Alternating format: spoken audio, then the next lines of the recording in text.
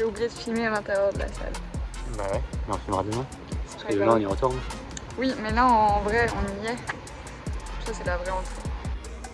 T'en penses quoi? Bah pour l'instant, c'est bien, après on verra demain. Juste après, nous avons rejoint quelques copains avec qui nous sommes partis faire l'enregistrement de la compétition et récupérer quelques goodies. Oh, il y a un petit... Attends, ça c'est... Oh non! Oh non! Youhou! Ah voilà, après je suis des Worlds 2017, je suis là.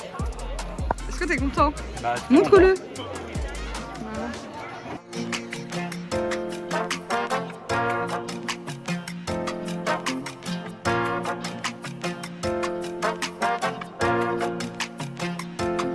On a reçu un énorme sac à dos avec plein de trucs dedans. Donc déjà de prime abord, comme vous pouvez le voir, il y a un petit porte-clés, notre ID et notre nom, notre planning, évidemment.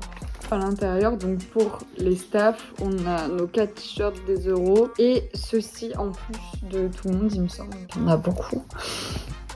Mais ils sont grave beaux et hyper quali, donc très contente. Après, ils ont quand même pris le soin de mettre un petit drapeau de chacun de nos pays à l'intérieur. Un espèce de diplôme de participation, une gourde, un cube. Après, on a ça, je pense que c'est un guide avec un plan de la ville. Ah non, donc il y avait un poster et un plan de la ville. Et après, le petit book de la compétition avec quelle couleur correspond à quoi pour les équipes. Ah, c'est une édition et tout. Ouais, franchement, ils ont fait ça bien. Et la venue de base, enfin le plan de base. Ah, on a des petits stickers dedans. Avec le planning. Franchement, c'est bien fait, hein. J'aime bien le petit fascicule et tout. Ah, les équipes de la Nation Cup, ok. C'est trop bien fait. Franchement, je valide de fou. Et une partie autographe. Voilà.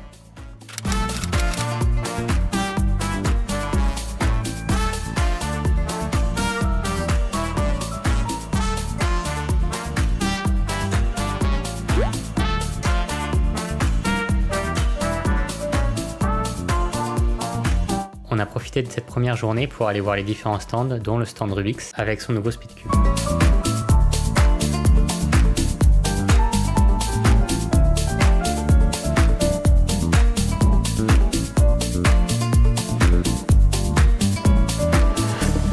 On vient de finir de manger dans la salle staff, c'était très cool. Et là, maintenant, on attend un peu tout le monde pour qu'ils viennent récupérer leur sweet AFS.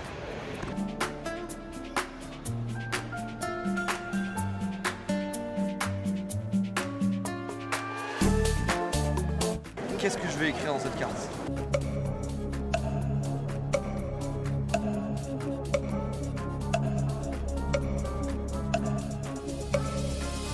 Vous le saurez dans le prochain épisode. Ensuite, avec les copains, nous sommes partis à la recherche d'un café. Je pense qu'il faut que tu... Un fruit, non, plus haut. Et voilà, là je pense que t'es bien. On a trouvé notre café, et pas que. Hein.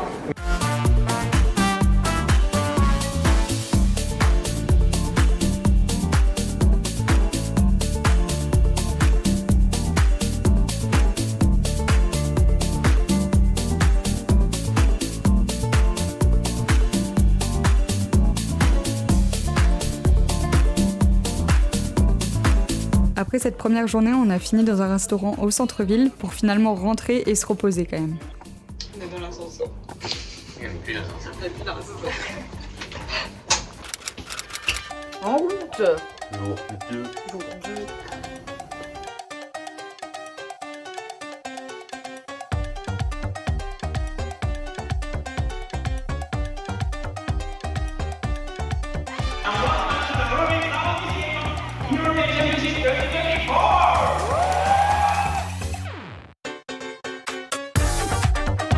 On a eu aussi droit à une cérémonie d'ouverture comme l'année dernière à Séoul pour les Worlds. Cette fois-ci, c'était des sortes d'énormes marionnettes où des gens étaient placés en dessous et dansaient accompagnés d'un orchestre. Il y a eu toute une première partie.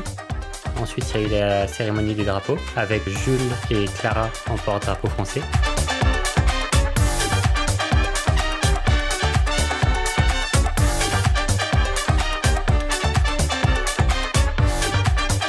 La cérémonie d'ouverture a continué. J'avoue, la musique montait très rapidement à la tête, mais c'était très cool de découvrir la culture de là-bas. À la fin de la cérémonie, on s'est rejoint avec tous les Français pour prendre quelques photos.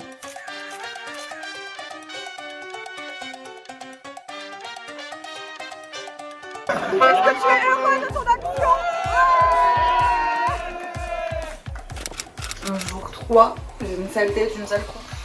On a commencé la journée par le premier tour de 3 qui pour ma part était une catastrophe. Malgré un single correct, la fatigue et le rythme de staffer ne doivent pas aider sur mes résultats, donc chapeau à tous ceux qui arrivent à perf en staffant, vous êtes des machines.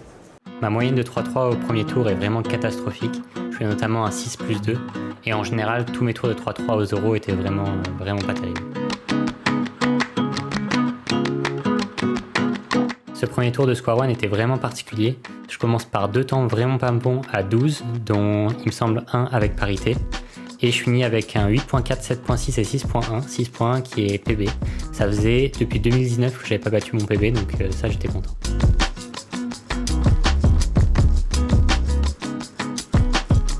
On a eu le droit le samedi soir aux premières finales. Ça a commencé avec le 6x6, ensuite le Megaminx et le Clock. Et on s'est rendu compte pendant le Clock que les mélanges étaient les mêmes que ceux du tour d'avant. Après investigation, les mélanges de Megaminx étaient également ceux du deuxième tour. C'est Jacob Chambers qui a signalé cet incident à l'équipe d'organisation.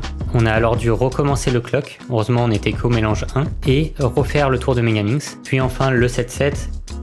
On a poursuivi dans la foulée avec la Nation Cup où la France était représentée par Pierre, Elian, Mathis et Alexandre. Notre premier match était contre nos amis les Belges.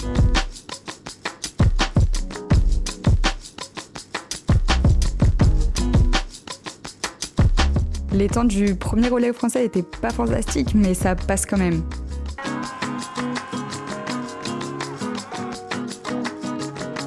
Pour le passage suivant, nous affrontons la Pologne. Les garçons se sortent mieux en termes de temps, mais c'est pas assez pour l'emporter. La Pologne affronte donc le Royaume-Uni et perd son match, ce qui nous permet d'avoir une finale Royaume-Uni contre Suède.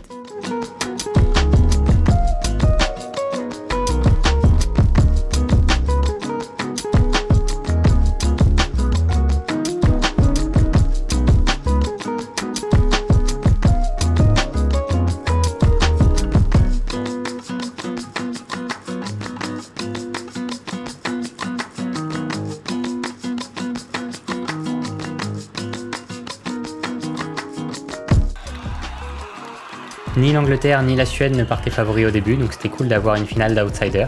Au final, l'Angleterre l'emporte, et nous on part manger à Taco Bell, vu qu'on était vraiment fatigués, donc on n'a pas traîné, on a pris à emporter et on allait se coucher.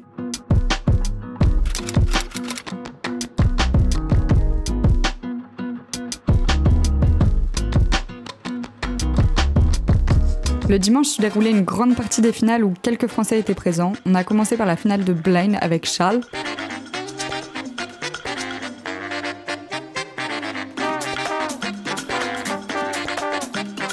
Puis celle du Square One avec Paul et Lucas.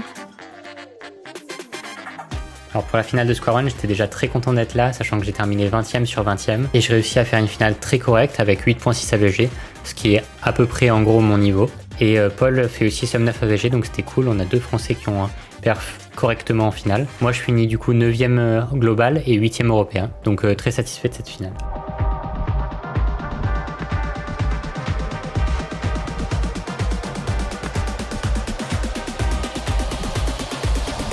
On enchaîne avec la finale de Hoche avec 3 Français représentés, Pierre, Nicolas et Juliette.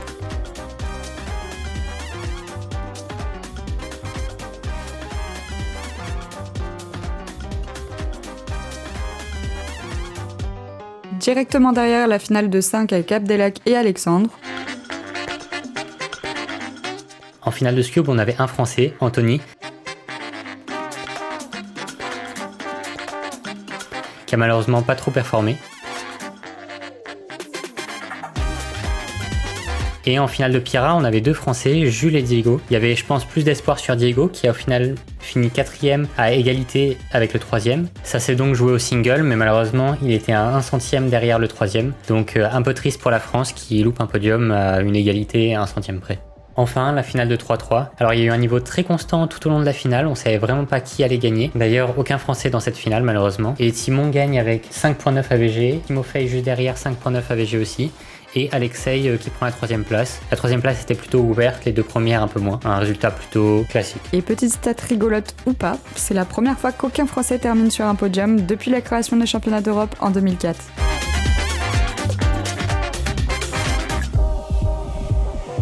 Pour notre dernier soir, nous sommes sortis en ville avec un sacré groupe pour passer du temps tous ensemble et prolonger les souvenirs de ce chouette week-end.